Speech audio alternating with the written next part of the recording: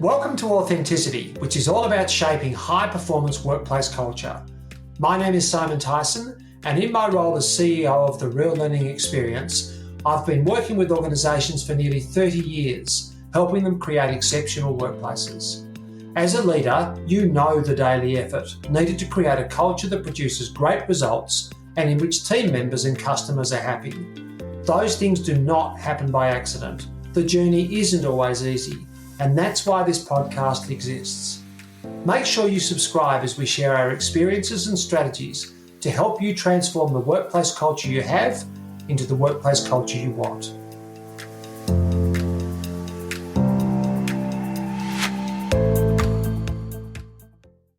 Hi, and welcome back to episode 4 of Authenticity, where we take you through the process of shaping your organisational culture. I'm joined by my co-host Simon. Hi, Kiralee, how are you? I'm really good, thank you. And in today's episode, we're going to talk about the first steps in creating the culture you want, a culture that we call a culture of authenticity. If you're a regular listener, you will remember that we define an authentic culture as one in which the things we do, say, think, and decide are all aligned with the culture we want to have. Absolutely. And look, if I could add to that, those things need to be done by everyone at all levels of the organisation. Definitely.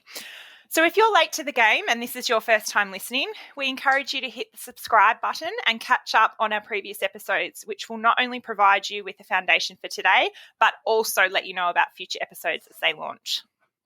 Fantastic. Now, of course, we have an excellent guest coming in today, so we'll keep our section fairly short so we can hear more about her practical experiences. But let's start with an overview. And I guess where I start with this, and it does sound simplistic, but you can't shape a culture unless you know what it is you want to create. In other words, if the culture you have isn't the one you want to have, the big question is, what does the one you want to have look like? How would it feel to work there? What would the expectations be? Definitely. And what we know here is that your business planning processes, they define the logistical aspects of the organisation. Things like what you will achieve and the processes that will support that. Processes like your sales and your marketing, your financial and your distribution. But the business plan rarely defines the cultural aspects. And it's the culture that determines how the results are achieved and ultimately whether they are achieved and how sustainable they are. So if you're sitting there wondering, how can you start to quantify the ideal culture in your organisation? Stay with us. That's where we're going. Yeah, and if I could just pick up on something there that you said, it's the culture that determines how the results are achieved. And what we have found over and over, that short-term results are achievable with poor culture, but sustained, exceptional results are only achieved with great cultures. Now, some of the best indicators of the culture you would like to have, and organisations will sometimes have these in place, in fact, oftentimes they'll have these in place, are their values. So even if those values currently sit in a bottom drawer somewhere, if they're covered in dust, if they're etched on a plaque in the lobby and then long forgotten, if no one in the organisation can say what they are, at the very least, they still represent something that the organisation aspired to be at some time before everyday business took over and they got forgotten. So even if the values are not lived and even if they've become a bit tokenistic, at least they represented an ideal at one point. And I'm not suggesting you should pick those up and replicate those and say, right, that's our ideal culture. But at least it shows that there was at some point some thought put into that. So there's a couple of strategies that we use to help organisations define their ideal culture. And I'll go through some of them, but what I do want to do is give our listeners things that they can actually use themselves. So we sometimes use formal measures like psychometric tools. Sometimes there's a process of discussions with staff and executives. Sometimes it can happen through observation and analysis of things like mission and purpose. But for me, the two biggest indicators, if they're done well, of what the ideal culture should be are our values And we often define the values as our promise to each other. That's what it's like to work here. So our promise to each other is that when I come to work, I can expect to work in a place that feels a certain way. That's what the values define, our promise to each other. And our purpose or mission or philosophy. And again, we're talking semantics here, but whatever word our listeners use to define why they come to work. And in our organisation, we call that our philosophy. But the overlap of those two things, because the philosophy, let me just finish on that point, I'm sorry, before I move on. The philosophy is our promise to the people we serve. And if we look at the intersection of our promise to each other and our promise to the people we serve, for me, that's a pretty damn good definition of the ideal culture we're striving to create. Kiralee, as you can see, I get really passionate about this stuff, but you work at a really practical level with our clients as they implement their cultural change programs. What have you seen with clients that you can add to this? Some of the time what we see with our clients and also when I just generally speak to people who may not necessarily be our client just yet is that they have such a heavy focus, which is always important, but a heavy focus on serving the client through their philosophy, that the values that they have don't necessarily reflect the internal workings of the company. So you may have an organisation that has 4 or 5 values or 4 or 5 points in their philosophy, and they're all about how they serve their customer, how they serve their clients, how they serve, in health patients, things like that. And the problem with that is it starts within the organisation. So when everybody is so focused on the outside, that's where we have those undercurrents that we spoke about in previous episodes that aren't always addressed, and that people don't feel supported by a framework that they can have those discussions regarding those undercurrents. So what we like to say is, whilst absolutely it is fundamentally important to have that for your clients, for the people you serve, because without the people that we serve, we don't have a business, but it is so vitally important that your values or your philosophy have an aspect of it that reflects how people are going to come to work and treat each other and how they can expect to be treated when they come to work each day. And how they can hold, and sorry to cut you off, but further to that, how they can hold people accountable to those values so that you do have that level of performance. And we see this in particular with organisations that deal in human services. And it's a terrible phrase, human services, but they're dealing with people and things that the issues people have as opposed to a product. And what we see very often is the passion for what they do means that their external philosophy is so strong, their promise to the customer or the person they serve is so strong, but they've not defined their promise to each other to the same extent. And very often we find those organisations are not particularly effective internally, and that they actually achieve great results in spite of their culture rather than because of their culture. And I think that's possible when people are doing something they're incredibly passionate about and when they've got a really strong philosophical position on it. It's possible to achieve results despite the culture, but it's hard work. It's like an engine that's revving too hard. Oh, absolutely. And the passion is so important, because every person that I've spoken about this, whether they are people working with us or whether it's a conversation I've had outside, the passion is always the driving force to those values or that philosophy. It is that absolutely first and foremost is the treatment of their clients or their patients in that human services role. And we can't lose that. So if our listeners are sitting there going, that is us, that's not a bad thing. You never want to lose that, because that is why it's a special type of person that works in human services, because that is what their passion is. That is what drives them to get up every day. But we want people to know that it's so important is that internal focus as well. Yeah.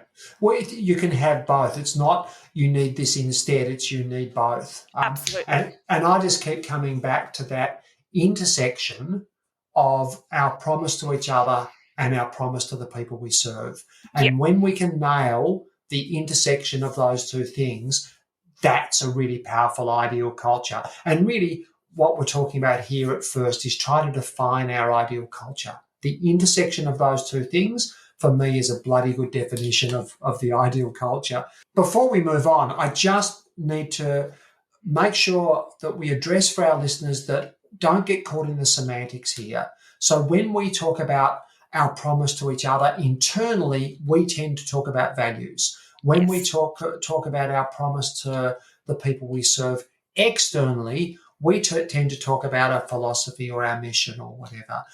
It really doesn't matter what you call those two things, as long as you've got both and as long as your people are clear on the difference between them. Yeah, absolutely.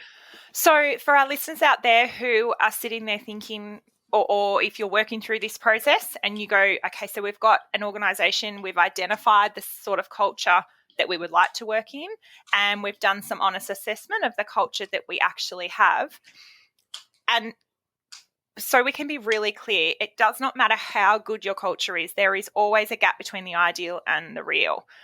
There's always work to be done on culture. Culture is never something that is just a set and forget, or it's never something that you just tick off the box and it's done. It is a moving system that we're always working on. So what do we do with that? Look, I think you've highlighted a couple of really critical things here that we've got to not only understand our actual culture, so our ideal culture, we need to then compare that against our actual culture, because that's what's going to highlight that gap for us. Absolutely. The gap's not apparent when we're only looking at one of them. It's looking at both of them that shows us the gap and can start helping us understand what we need to do to close that gap. Absolutely. So exactly. Once we get to that point, we can start to assess the gap. So where is the reality different from the ideal? That's a really good question to start with. And what might have caused that? Yeah. So for our clients, psychometric tools are a powerful tool here, but you can also use research and an analysis process. And in later episodes, we'll look at the various things that you can dig around in order to find those reasons for the gap. Absolutely, and it's looking at the way people do things, say things, think things, and decide things at a very big picture level, because those are the things that need to align with the ideal culture. Right now, as we've covered in previous episodes, right now those things are aligned with the actual culture, which is why you've got that culture. It's what things do we need to realign, and the things we do say, think, and decide at all levels by everyone. So it can be micro decisions. It can be leadership styles. It can be team interactions. It can be policies and procedures and systems. It can be a whole bunch of things. And there's obviously so much there that would be the subject for a number of episodes. Absolutely. It's the choices that every single person makes each day when they walk into the office or they walk into the organisation. Spot on.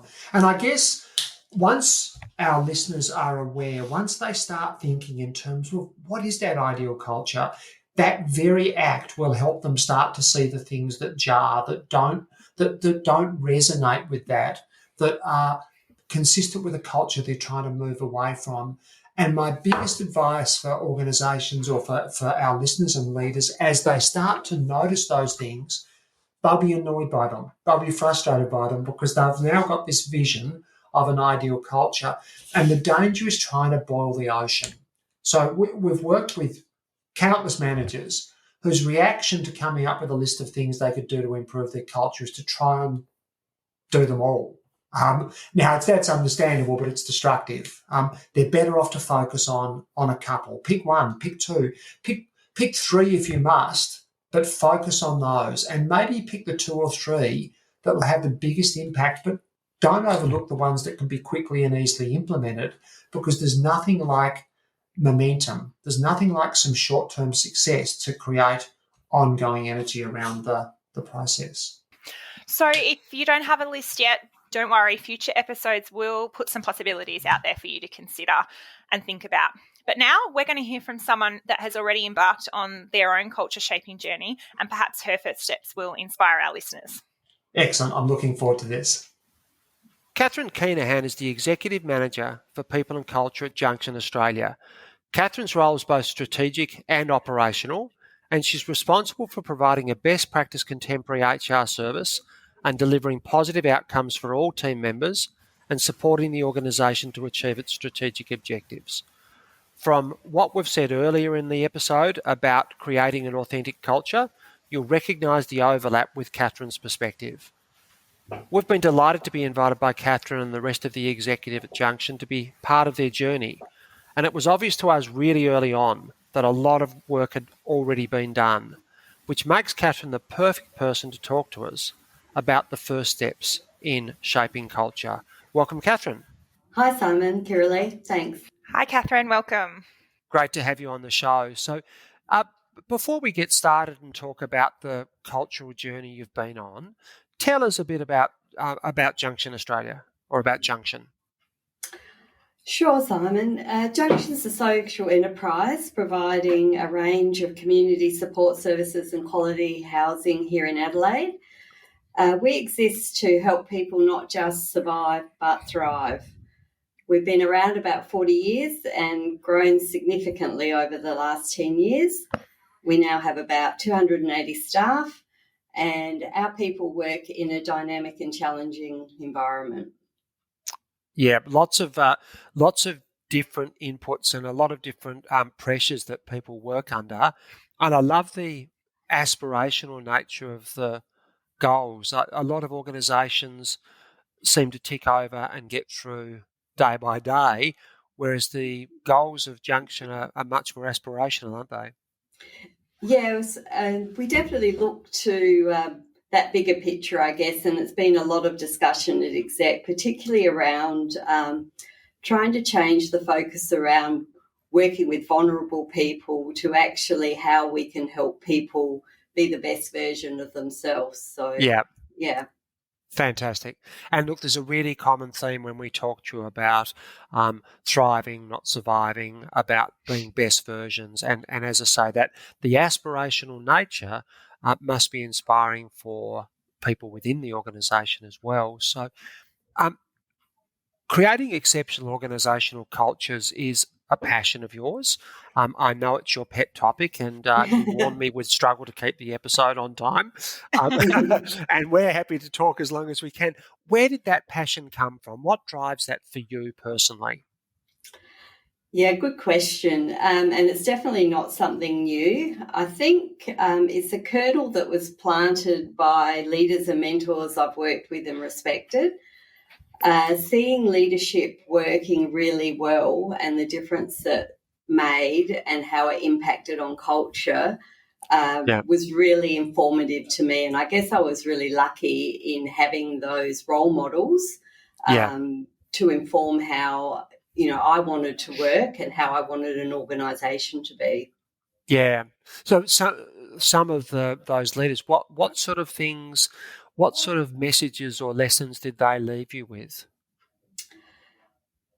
It was probably about the value of the individuals, the respect that was given, but also the clear direction and purpose around actually, achievement. So I think it just created a lot of trust in the relationships and a lot of, sense of true caring.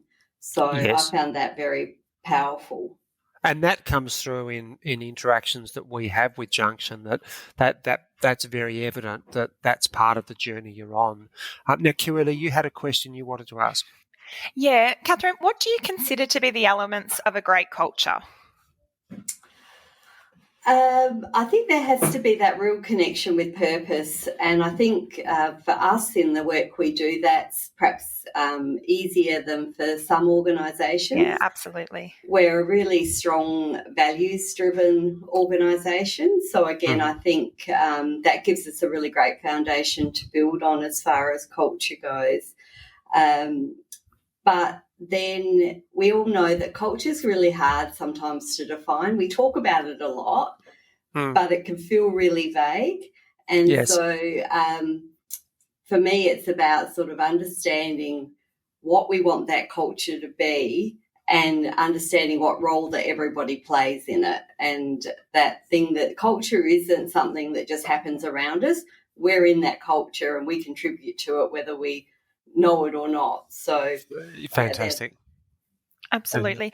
So when you decided to continue in that culture journey that you had begun, what triggered the culture shaping initiative for Junction? Why did that come about? It was probably predominantly a catalyst was the change of CEO about 4 years ago, but it had been something that board had been talking about for a long time. I don't think it wasn't that we felt we had a particularly bad culture. We just thought it could be better. Mm-hmm. And I think we reflected on, like a lot of organisations, we probably had many subcultures and Yes. no clear way of describing what we wanted as a whole, no roadmap, if you like.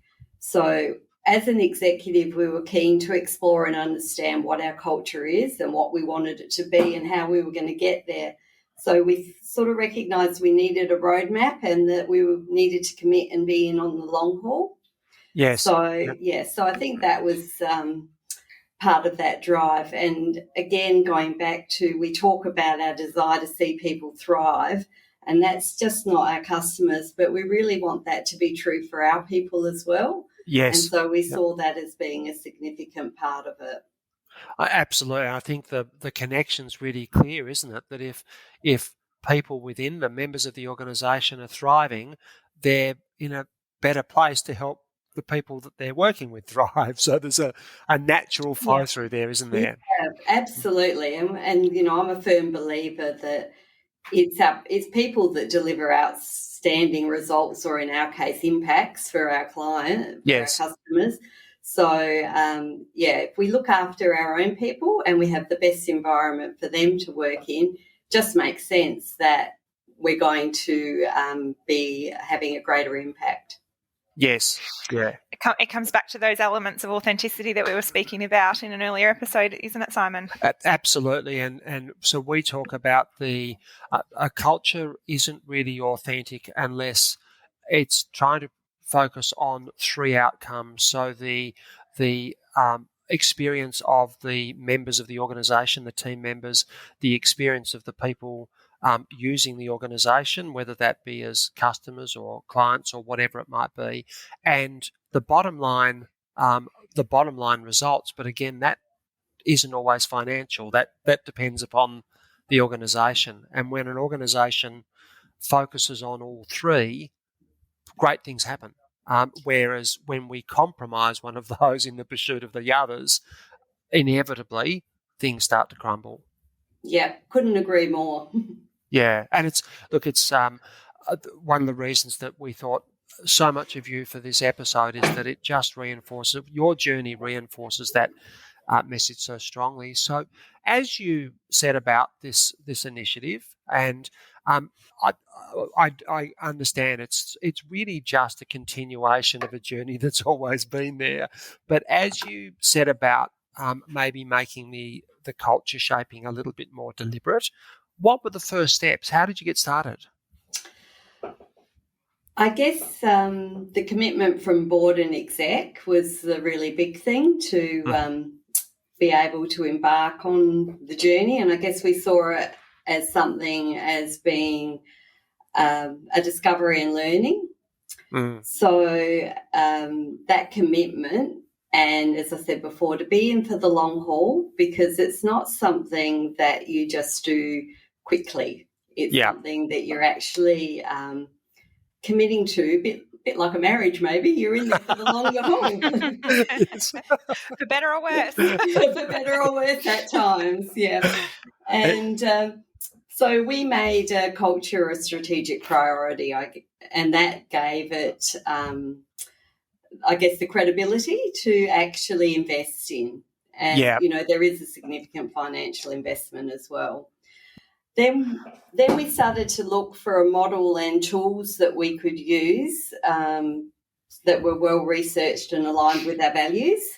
And we wanted that idea of having consistent language. Yes. And to be able to align everything we do in our culture work across all facets of the organisation. So really embed it deeply. So leadership has a part to play in that, performance, recruitment, all of the elements around our people actually are, we wanted to align with our culture. Yes. So then we started conversations with our people. And what was their response? There was, I think, a bit of a mixed bag, to be honest. A lot of people excited and a lot of, common agreement about aspirationally what a good culture looks like. But also I think there's always that, oh, here we go again, how long are we doing this for? Is it going to actually we're going to stick at it, or will it change again? So I think that's been something that we've been really keen to make sure is that people understand this isn't just something that we're doing now, it's something we're committed to for the long term. Yeah. It reminds me of a group I was working with the other day, and there's a recognition there needs to be some movement in where the culture's at. And one of the first steps was to get the group of leaders together and have that conversation with them, because without their support it wouldn't work. And as we started this conversation, and it was quite a trusting environment, there were a few nerves and so on, quite a trusting environment, one person responded by saying, "Oh, it might be time for me to retire." And we let the conversation go a bit, and we circled back and said, "Look, what tell us about that? What prompted that?" And they said, "Look, I'm not really serious, but my first feeling was just being overwhelmed of, can I do this? I've done things a certain way for so long and it's been fairly effective, and I know I could be more effective by doing things in a different way, but can I do it?" And at the heart of it was that sense of, am I able to do it? And so part of the journey with that group, and we've now moved past that, was helping that group have the confidence and the belief and laying out a pathway so it wasn't as overwhelming and intimidating. And once we overcame that hurdle, the buy-in from that person and from the rest of the team was massive. Did you have some people who reacted in that way, that I'm overwhelmed by this? Probably hasn't quite been our experience. Probably we've been very lucky at, particularly that executive level. Yes. I think probably an unusual amount of commitment and buy-in to it. Mm-hmm. We've all been very much on the same page about what we've wanted. And so that's definitely made my job a bit easier. Yes. I think when we perhaps go down to that next level, our senior managers and middle managers, we recognise how critical they are in this process, because often they're the people that are actually working with the people on the front line much more closely than executive is. So getting that buy-in from them and the engagement with it, and making them help them understand that it's something we want them to invest their time, giving them permission to value this stuff, because we know everybody gets busy, and so it's really easy to, as you said, focus on I've got to get the task done. And then not, spend the time that you need in valuing the leadership and the culture. So we've really tried to make it empower people to realise this is something we're giving you permission to do. Yeah, fantastic. And give them the space. So, but you used the analogy before. It's a bit like a marriage. The analogy that came to mind for me, it was a bit like listening to someone describe the difference between going on a diet to lose a quick 10 kilograms and then go back to their old habits versus having a nutritional lifestyle and making a sort of deciding to live healthily. For me, that's the analogy that came to mind, that you're not just on a diet to get a quick result. This is a commitment to a way of living for the organisation. Is that fair? Yeah, absolutely. And personally, I hope it's something that's, that we're committed to for, forever, basically. Yes. Maria, as our CEO, has said in her time here that, we want a consistent and persistent approach, I guess, to this. So we've picked the tools and the things we want to work with, and we're, committed to that. And, it's not a project that has a finite end. Yes. And, we're going to tick the box and say, oh, we've done culture. Yes. It doesn't work like that, as you would know. Yeah. This is layer upon layer of how we can keep doing it better. And, we're not always getting it right. And I think you have to be open and transparent about that, and happy to hear that feedback. But I think the commitment to keep trying to get better is, very much there. Yes. I think what also just stood out for me in what you said, Kathryn, is the commitment to your people as well. And when you said you gave them permission to embrace the shaping of the culture and embrace, the direction that their leadership was taking them, because it's something that we see both with our clients, but I see in just everyday life, where people in leadership roles, they're so task-driven and they don't have time for the people side of things. Like, oh, I don't have time to deal with this and I don't have time to deal with that. And, it's just too much to all these people issues. But giving your team permission to say, we almost forget about this. This is what we're focusing on right now, is such a vital part of this journey and the process. Yeah, absolutely. And I think it's that also understanding that difference between being a manager, just managing things, and being a leader. And as you know, that's some of the work we're doing with you.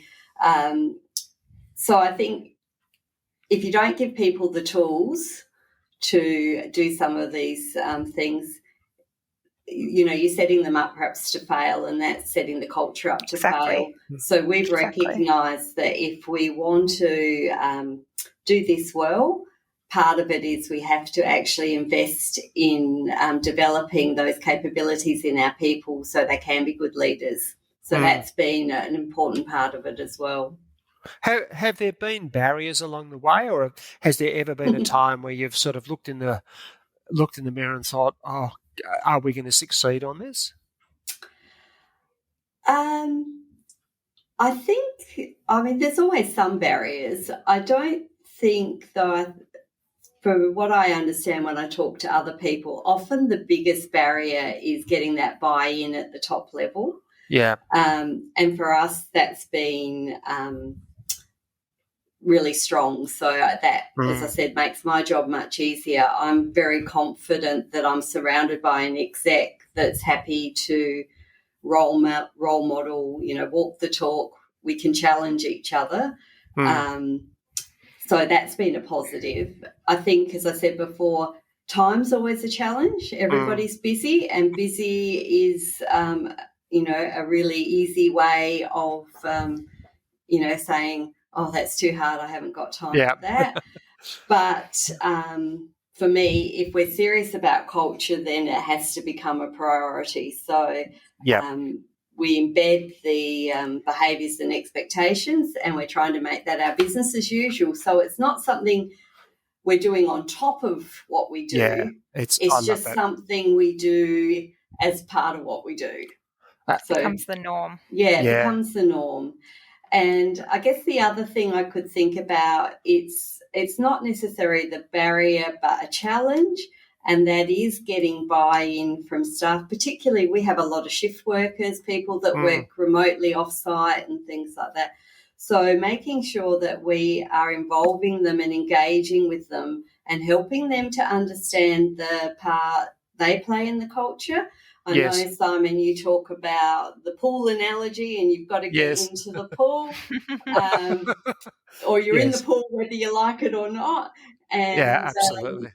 And so for us, it's that idea, of helping people understand you actually can't sit on the fence. You're actually either going to make a positive difference and going to be part of the solution, or you're going to be perhaps, not having such a positive impact. That's great, and for our listeners, the pool analogy is coming. It's I think it might be episode. Sorry, I stole your thunder. No. No, that not at all. It's in fact, Kathryn, by the time our interview goes to air, they will have just heard the pool analogy in the previous episode. So all is good. So that's that they'll know exactly what you're talking about. So, yes. It's a very practical way of looking at it. I love it. I've stolen it and I use it all the time. Oh, I know. We love that you use it. That's why we put it out there. We love that people use it. So, Kathryn, just on what you just said, it's such an important part of the process when you take everyone along for the journey with you. And you see it a lot in big companies, and it's really easy to happen in big companies where that a culture journey starts and people are told what the journey is rather than taken on the journey. And I think the way you just described it, where you've brought everyone along. Not everybody likes it, not everybody accepts it, but everyone's given the opportunity to feel like they're a part of it moving forward. So I think that that's a really important thing that our listeners can take from that. Just finally, Kathryn, what advice would you give a leader considering a culture shaping process for their own organisation? Sure. I think number one, you've got to get that commitment, particularly from your exec, your CE, your leaders have to be the role models, the champions. Otherwise, you're setting it up to fail from the start. If you're trying to drag people to somewhere they don't want to go, that's going to be very hard. It's a lot of weight to pull by yourself, isn't it? Yeah, absolutely. I think you've got to be ready and open to feedback. If you're honestly going to work on culture, you need to be prepared to look inwards as well, because I think we all have to understand what's my impact on culture. And as I said before, you don't have to get it right all the time, because, you won't probably, we haven't. But I think, and stealing another one of the things you talk about, you do need to be authentic about it. Yes. And I think people are pretty understanding and kind if you can honestly say, look, I stuffed up, or we didn't get it right. So, and the last bit probably, I think I mentioned it before too, but it doesn't stop. Culture for me is not something you just jump in. As I said, it's not a project with an end date. It needs ongoing work and attention. It has to be nurtured. And the minute you take your eye off it, you're probably going backwards. I think that's, and I think a future great advice. It's fair, and I think a future episode might be that around culture not being a project. I think it's I'm going to steal something back, and that's what That's You're welcome. All right, Kathryn. Look, it's been an absolute pleasure. I think that is full of gold for our listeners, and we're loving working with the organisation, and this is why, because this is what we walk into when we're working with Junction. So thanks very much for being on the show, and looking forward to continuing the journey with you. Thanks, Simon Kiralee. Been a pleasure. Thanks, Kathryn. Talk to you soon. Now, listeners, if our episode topics have left you thinking about your own culture journey and pondering some questions you may have in relation to our podcast discussions, guess what? We've got you covered. We're passionate about providing valuable content to our listeners, so each episode we will dedicate some time to answering questions submitted by you, our listeners. How many questions we get through will vary, as we're committed to keeping our episode to around the 45-minute mark. So jump onto authenticity.com.au/podcast and submit your questions via our SpeakPipe app. We've made it really simple. You just click on the button and record your question. And don't stress. You can remain anonymous if you wish. We look forward to answering your questions soon. Now to this week's Q&A. Thanks to this week's listeners for submitting their questions. Our first question today is from Cara.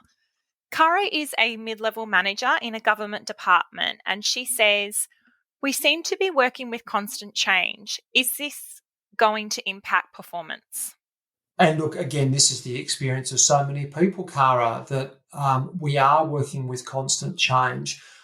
I think at heart here, and obviously if we're talking about shaping culture, we're talking about change, But there's so many other versions of change.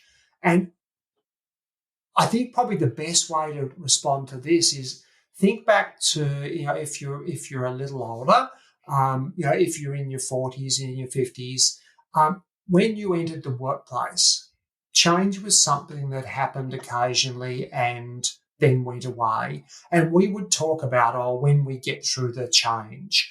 And then there was this period of stability. The reality of change today is very different. Change is constant, and it's a good thing, because in the olden days, for those of us who are in our 40s and 50s,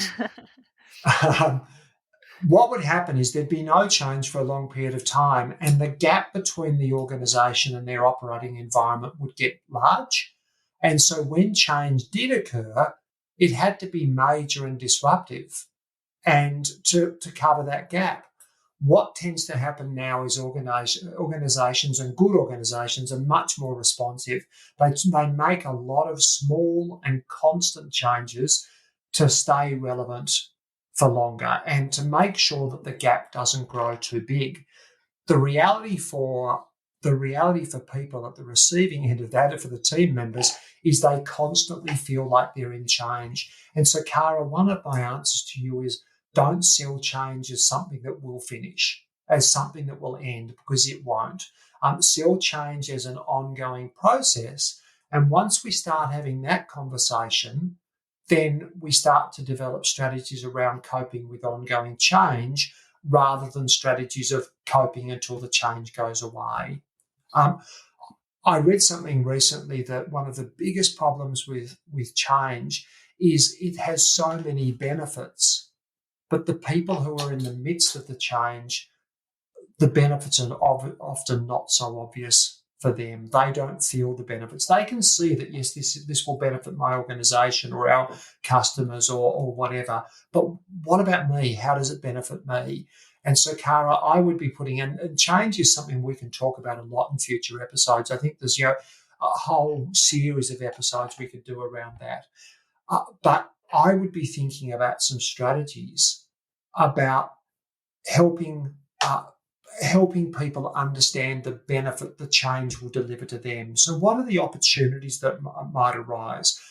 What things that don't currently work might you be able to fix during the change process? Doesn't mean it will all be unicorns and rainbows, but try and break it down to, so what are the benefits that the people who are in the middle of the change, what are they likely to see that will be good for them? Definitely. And one of the key ingredients of good ongoing change is communication. And that's what we always speak to our clients about who ask us about change and about managing change. And change can be really uncomfortable for people. Humans in general, change is something that can be quite uncomfortable for people. So I think communication is such a key. Well, every organisation we ever go into, leadership says we communicate heaps, and their teams say they don't communicate much. And I don't think it's a right or wrong. I think they're both right. So they do communicate lots, but maybe they don't communicate what their people need, when they need it, and in the way they need it. And even if they do, there's always going to be a gap in that perception. That's inevitable. What happens is change exacerbates that. So people have an elevated need for communication, and leaders have so many other balls in the air, so it exacerbates that situation. So make a real focus on change, and accept that you'll never make everyone happy. It won't be perfect, but make it a real focus. On closing this number 2 question, I might post a link in the show notes to our blog post on the 5 Cs. Fantastic. That will help people like Cara. Excellent. Question number 3, our final question for today. I work in a leadership role in real estate. Our CEO is very results focused. Whenever issues get raised, the frame or reference is whether it will increase profitability. How do I deal with this? Well, we've seen this, haven't we? And this is a challenging one depending upon who the CEO is and what their personality is like. So what what I can guarantee, and we don't have a name on this question, but thank you for submitting it anyway. But so I'll have to respond to you generically. What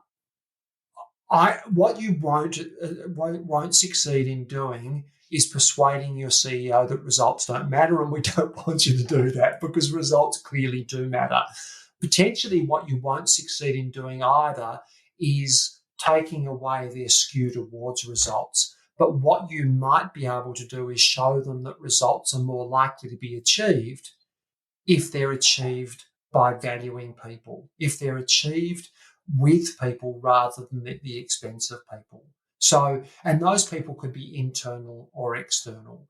So if the focus is on purely short-term results, what we're going to achieve in the next 3 or 4 months, this could be a very hard one to shift because you can do that with pure results focus. If the results focus is ongoing and your CEO is looking to create sustained excellence, then I think you've got a really good opening there to demonstrate that results are more sustainable when people are engaged in the process, when team members come to work, have an exceptional employee experience, they're much more likely to do the things that produce ongoing results. All the research shows that they'll be more engaged, they'll be more motivated, they'll be more satisfied. And when people are more satisfied and engaged, they make more discretionary effort. And of course, when they make more discretionary effort, they get better results. It just follows. So I think there's a great philosophy of getting to your way through theirs. And if you've got someone who's really focused on results and profitability, then maybe don't swim against that current. Maybe show them how that will work better by embracing and engaging people. Yeah, definitely. Discretionary effort is exactly what I was thinking about when I was thinking about this question. Okay, Simon, well, thanks for today's episode. It's been great again. I'm enjoying it more and more every time, and I can't wait for episode 3. Sounds good. See you then. Thanks, Kiralee.